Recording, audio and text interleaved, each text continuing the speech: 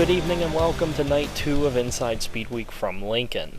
Quick recap in heat race action. Last night's winner Mike Rutherford blew up along with the defending winner of the race Tyler Walton and former champion Shane Lewis. Jeff Hartman won both of his heat races and there was a light drizzle on the speedway as the field came to the green flag led by Hartman, who accumulated the most passing points.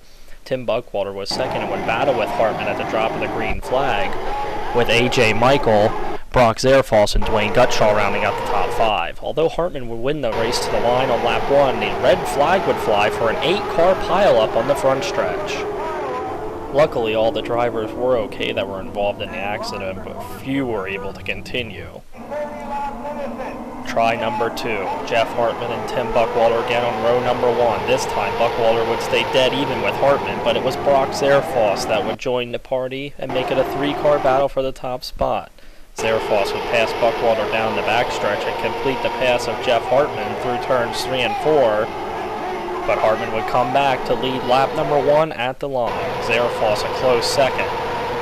Zerfoss would continue to work on Hartman and finally complete the pass at the exit of turns 1 and 2 and down the backstretch, putting him into the race lead. Hartman would fall back to second, Tim Buckwalter third, as they came to complete another lap. Dwayne Gutshaw was the car on the move as he would pass not one but 2 cars in the early going in the 74 car as Zerfoss continued to extend his lead over Hartman, Jim Young, and the rest of the field. Tim Buckwalter had fallen to 4th, and here you see Dwayne Gutshaw going past Buckwalter. But that quick the race leader would slow. Brock Zerfoss was having motor problems, and at almost the same time Dwayne Gutshaw would slow with motor problems as well in the 74. Back to the race lead goes Jeff Hartman, with Young and Buckwalter in chase. Mike Dicely shown here driving in under Brett Shanley to move into the 4th position.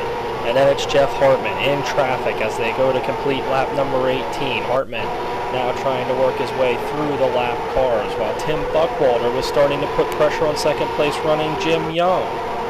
The yellow flag would fly for a slowing Rick Steef, and that would bunch the field back up for a Delaware restart. Tim Buckwalter was out, so the new top 5 was Hartman, Young, Dicely, Ryan Smith, and Brett Shanley. The 026 would get away on the start, but at the exit of the corner, Mike Dicely was pressuring on the outside. Hartman would have to deal with Dicely the rest of the race, Dicely running the bottom, the top, anywhere he could to try to make the move. This his best opportunity as he got to the inside of Hartman and looks like he has the pass all but completed down the backstretch when the two almost make contact.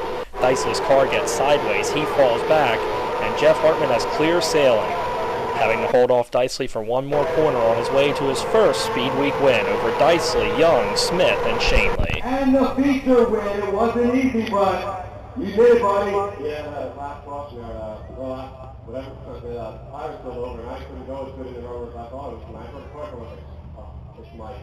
Anybody but Mike. And, but luckily the inside was starting to get quick, and he couldn't get the run that he needed to get up next to me. So. Thanks, brother. Think about your ball passing you early in that race. Nice move. I thought at first the ball was going to get slow way around, so I went up and he went down. That's added character for him. He likes to.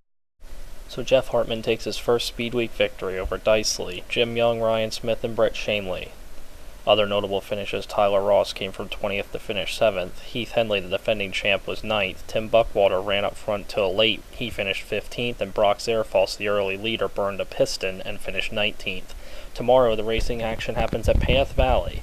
Make sure you're there for the 3rd night of the Pennsylvania 600 Speed Week.